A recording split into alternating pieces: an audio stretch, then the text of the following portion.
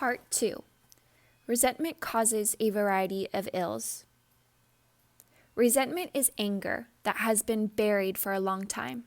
The main problem with resentment is that it lodges in the body, usually in the same place, and in time, it seethes and eats away at the body and often turns into tumors and cancers. Therefore, repressing an anger and letting it settle in our bodies is not conducive to good health. Again, it's time to let these feelings out. Many of us were raised in families where we were not allowed to be angry. Women in particular were taught that to be angry was something bad. Anger was not acceptable, except for one person, usually a parent. So we learned to swallow our anger rather than express it. Again, we can now realize that we are the ones who are holding on to it. Nobody else is involved at all. An oyster takes a grain of sand and builds layer after layer. Over time, it becomes a beautiful pearl. Similarly, we take our emotional hurts and nurse them over and over again by what I call running the old movie over and over in our minds. If we want to be free from our hurts, if we want to get out of them, then it's time to go beyond them. Since resentment is buried deeply inside of us, we may have to do a lot of work to dissolve it. I received a letter from a woman who was working on her third cancer tumor. She still had not dissolved the resentment pattern and kept creating new tumors in her body. I could tell she felt very self-righteous about her bitterness. It was easier for her to let the doctor remove the latest tumor than to work on forgiveness. It would have been good if she was able to do both. Doctors are good at removing growths. Only we can keep them from reappearing. Sometimes we would rather die than change our patterns, and we do. I have noticed many people would rather die than change their eating habits, and they do. This is very disturbing when it happens to someone we love and we are aware of alternative choices they could have made. No matter what choices we make, they are always right for us, and there is no blame, even if we leave the planet. We will all leave the planet in time, and we will all find a way to do it at the right time for us. Again, we don't have to blame ourselves for failing, or for doing it wrong. We don't have to feel guilty. There is no blame. No one has done it wrong. A person does the best he or she knows how to do with the understanding and awareness that is available. Remember, we all have the power within us, and we have all come here to learn certain lessons. Our higher selves know our destiny in this lifetime and what we learn in order to move forward in our evolutionary process. There is never any wrong way. There just is. We are all on the endless journey through eternity, and we have a lifetime after lifetime. What we don't work out in this life, I believe we will work out in another. Part 3. Suppressed feelings lead to depression.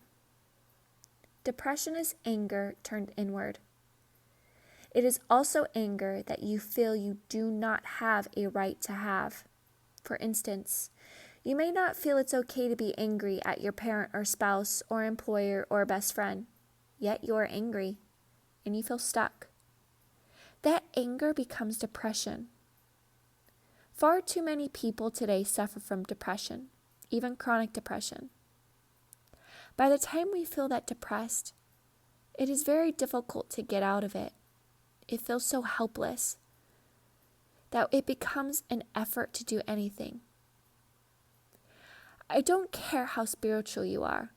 You have to go and wash your dishes every now and then. You cannot let the sink pile up with dirty dishes and say, "Oh, and metaphysical. The same with your feelings. If you want to have a mind that flows freely, then clean up your inner mental dirty dishes. One of the best ways is to give yourself permission to express some of your anger so that you don't have to stay so depressed. There are now therapists that specialize in anger releasing. Having a session or two with one of them could be most helpful. It's my personal opinion that we all need to beat the bed once a week, whether we feel we are angry or not. There are some therapies that encourage you to get into your anger. However, I think they often keep you immersed in the anger process too long. Anger, like any emotion that surfaces, lasts only a few minutes. Babies move in and out of their emotions very quickly. It is our reaction to the emotion that causes us to hold and repress it. Author Elizabeth Kubler-Ross uses a wonderful exercise. In her seminars, she calls externalization. She has you take a piece of rubber hose and some old phone books, and you beat them over and over again, letting all sorts of emotions emerge. When you are releasing anger, it's okay to be embarrassed about it, especially if it was against your family rules to get angry. It will be embarrassing the first time you do it, but when you do it and you get into it, it can be such a fun and very powerful. God is not going to hate you for being angry. Once you have released some of this old anger, you will be able to see your situation in new light and find new solutions. Another one of the suggestions I would make for a person who is depressed is to work with a good nutritionist and really get your diet cleaned up. It's amazing how much that can help your mind. People who are depressed often eat very poorly, which adds to the problem. We all want to make the best choices so that the food we are taking in is good for our body. Also, many times we find there is a chemical imbalance in the body that further aggravates us by taking in medication of some sort. Rebirthing is another wonderful process for releasing your feelings because it goes beyond the intellect. If you have never had a rebirthing session, I recommend that you try it. It has been very helpful for many people. It's a breathing modality that helps you connect with old issues so that you can release them in a positive way. Some rebirths have you repeat your affirmations as you are going through the process. Then there is body work, such as Rolfing, a process of deep connective tissue manipulation, developed by Ida Rolf, or healer work, or Traeger work. They are all excellent ways to release restrictive patterns in the body. Different processes work differently for each person. One process may be good for one, yet not for another. We can only find what is best for ourselves by trying different avenues.